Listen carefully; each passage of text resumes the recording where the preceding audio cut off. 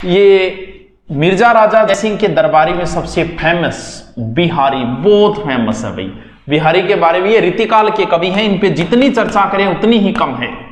इन्होंने बिहारी ने बिहारी सतसई लिखी थी, बिहारी सतसई बहुत फेमस है। बिहारी सतसई 719 दोहा।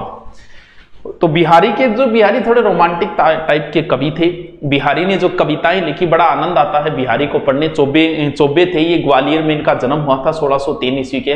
ये खुद ही लिखते हैं अपने बारे के जन्म ग्वालियर जानिए खंड बुंदेले बाल तरुणाई सुधर मधुरा बसी ससुराल। यानी मेरा जन्म ग्वालियर में हुआ, मेरा बचपना जो है वो बालखंड जो है वो मेरे बुंदेलों के अंदर गुजरा था, बुंदेलखंड में गुजरा था। तो बड़े फेमस कवि रहे हैं बिहारी। एक बार बिहारी का एक क्वेश्चन आया बड़ा अच्छा, ये वैसे सेकंड ग्रेड में इसके 20 दोहे लगते हैं प्रारंभ में, तो लगभग दोहे मुझे याद है बिहारी के। बिहारी ने जो एक बार पूछा कि बिहारी सतसई में बिहारी ने सबसे पहले किस देवता की पूजा की है, तो नया जगह पेपर दे गया, बैठो किया गणेश जी की। सबसे पहले हम गणेश जी पूजा करते हैं। बिहारी ने गणेश जी की नहीं की है। बिहारी के एक दोहे, बिहारी के दोहे ज्यू सतसैया के तीर देखन में छोटे लगे घाव करे गंभीर। तो बिहारी के सबसे पहले बिहारी ने जो पूजा की है, मेरी भव बाधा हरो राधा नागरी जाई जातनती झाई पड़े कृष्ण श्यामो हरी दूती हुई। कितना शानदार, यानी ये बंदा कितना एक्सपर्ट है। मेरी भव बाधा हरो राधा नागरी जाई, कि हे राधा मेरी बाधा हरो, मेरी भव बाधा हरो राधा नागरी जाई जातनती झाई पड़े कृष्ण श्यामो हरी दूती हुई। ये कहते हैं कि मैं जो है ना, मैं पूजा जो है ना वो कृष्ण की नहीं करूंगा, मैं तो पूजा राधा की करूंगा। क्यों? क्योंकि जिस राधा को देख के स्वयं कृष्ण हरा भरा हो जाता है, तो फिर कृष्ण की क्यों करूं, राधा की करूं? क्योंकि राधा जो कहेगी वो कृष्ण को मानना पड़ेगा। वही बात है, भाभी जी जो कहे वो भाई जी को तो माननी पड़ेगी। तो मेरी भव बाधा हरो राधा नागरी। और इन्होंने कृष्ण के लिए भी बहुत अच्छे लिखे हैं कि बतरस लालच लाल की मुरली देई लुकान, सो है करे भों भसे देन कहे नट जाए। ये भगवान कृष्ण की मुरली को जो छुपा देते हैं, कृष्ण का ये उल्हाना भी देते हैं एक दोहे के अंदर कि कृष्ण जी मेरी बात ही नहीं सुनते, नेकी दई अनाकानी फीकी परी गुहारी तयो मनोतारन बिरहु बारक बारन उतारी। यानी नेकी दई अनाकानी फीकी परी गुहारी के हे कृष्ण जी थे तो मेर का नहीं ध्यान नहीं कौन दो, बेवफाई हो गया थे तो एक बार ही वफा करी कदे, आपने तो सिर्फ एक हाथी को तारा। कहते हैं कि एक हाथी को मगरमच्छ पानी के अंदर ले जा रहा था, तब उसने भगवान कृष्ण को याद किया और भगवान कृष्ण उसको मुक्त करने के लिए, तब कहते हैं नेकी दई अनाकनी फीकी परी गुहारी तयो मनोतारन बिरहु बारक बारन थारी। कभी एक हाथी नु बारे बिंग बाद में थे तो बारना ही छोड़ दिया, बस वो एक ही असली बिंग बाद में ऐसी छोड़ दियो। इनके जो दोहे इनके जो लिखे हैं इन्होंने बिहारी जी ने, उसमें कई जगह तो इन्होंने इतनी अतिशयोक्ति कही है कि जिसमें मतलब आप खुद कहोगे गुरुजी इतनी थी कि गप्पी मारिया करे, इतनी अतिशयोक्ति की होया ही करे।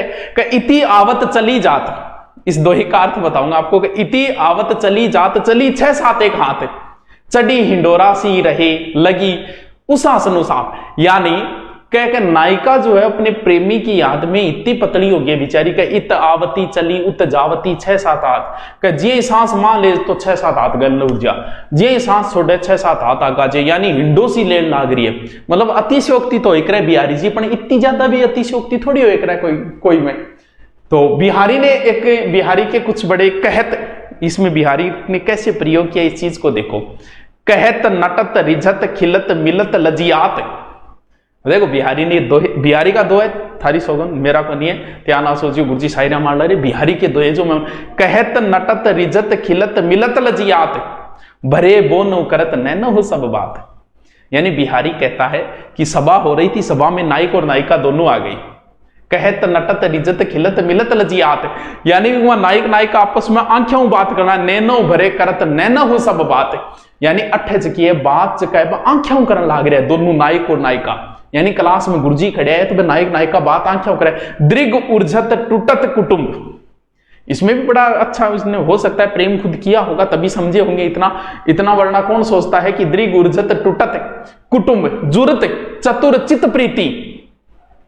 कह जब दृग बोले लक्षण, दृग दृष्टि आंखों को बोलते हैं, दृग उर्जत टूटत कुटुंब का जी आंखिया मिले आपस का बहनी परिवार और भाई कटना चालू हो जाए। जुरत चतुर चित्त प्रीति, जब किसी की प्रीति जुड़ती है, प्रति गांठ दुर्जन और दुष्ट लोग गांठ पड़े, ये दई नई ये रीत आकर एक नई रीत चला दी है। कहते हैं कि मिर्जा राजा जयसिंह और एक विवाह हुआ उसको, वो न थोड़ी बालिग मतलब उम्र कम थी उसकी, विवाह हो गया था। तो मिर्जा राजा जयसिंह ने राजकार्य पे ध्यान देना बंद कर दिया। अभी राजा राजकार्य पे ध्यान नहीं दे रहा है, पूरे दिन ध्यान रानी की तरफ दे रहा है। रानी अभी बच्ची है, थोड़ी उम्र कम है उसकी, बाल विवाह हुआ होगा रानी का। तो अब क्या हुआ, ये जिम्मेवारी कवियों को दी जाती थी। जब भी कोई राजा, जैसे वर्तमान में भी राजनीति के अंदर जब गलत होता है तो कवि बोलते हैं, अब राजा कहेंगे हिम्मत किंगी भाई कौन कहे राजा दोषी रघु बोलो।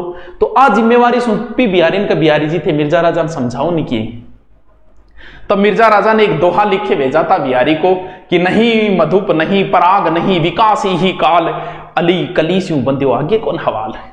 अब इंगो लाइन बताते हैं कि ये दोहा पढ़ते ही मिर्जा राजा राजकार्य पे ध्यान देना सो नहीं मधुप नहीं पराग नहीं विकास ही काल कर। यार मिर्जा राजा के करा कि नहीं मधुप नहीं पराग नहीं विकास ही काल, अली कली स्यू बंदे आगे कौन हवाल। कह मिर्जा राजा जी के कर रहे हो, अभी अटाबर है, नहीं मधुप नहीं पराग नहीं की कौन खिलेंगो, अली कली शिव बंदे का वो भी जदी कड़ी का बार करिया चक्कर काटा जवान हो जैसी क्यों। कहते हैं कि राजकार्य पे ध्यान देना शुरू कर दिया था। बिहारी के एक एक दोहे पर मिर्जा राजा एक एक सोने की असरफी देता था और इसे काली पहाड़ी की जागीर भी दी थी। तो बिहारी जो है वो हिंदी साहित्य के अंदर आप बीए वगैरह करोगे तो वहां बिहारी को पढ़ना पड़ता है। ये जो मैंने दोहे बताई ये पिछली बार तो एमए में आया भी था, कौन सा मेरी भव बाधारो, इसकी व्याख्या करनी आई थी एमए प्रीवियस के अंदर आई थी शायद। तो बिहारी बड़े ही फेमस है, कोई बात नहीं, मेरी भव बाधा हरो दाना जागरी जाई। तो बिहारी के बाद अब पढ़ते हैं इंपॉर्टेंट पार्ट कौन सा है, पुरंदर की सत्ती।